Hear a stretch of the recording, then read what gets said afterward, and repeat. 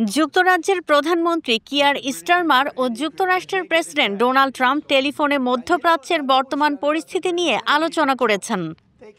যুক্তরাজ্যের প্রধানমন্ত্রীর কার্যালয় ডাউনিং স্ট্রিট জানিয়েছে, লন্ডনের স্থানীয় সময় রোববার সন্ধ্যায় হওয়া এই ফোনালাপে দুই নেতা ইরানের পারমাণবিক কর্মসূচিতে আন্তর্জাতিক নিরাপত্তার জন্য গভীর হুমকি হিসেবে উল্লেখ করেছেন।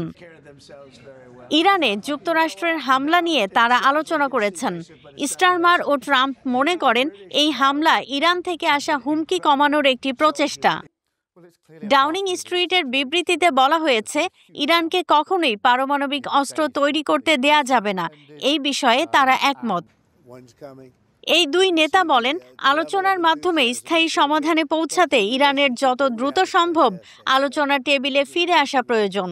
তারা ভবিষ্যতেও ঘনিষ্ঠ যোগাযোগ বজায় রাখবেন বলে উল্লেখ করা হয়েছে বিবৃতিতে। ওয়ালটন আবারও মিলিনিয়ার অফারে ওয়ালটন ফ্রিজ কিনে আপনিও হয়ে যেতে পারেন মিলিয়নিয়ার। মিলিনিয়ার ছড়াছড়ি দেশ জুড়ে, এটা শুধু ওয়ালটনই পারে।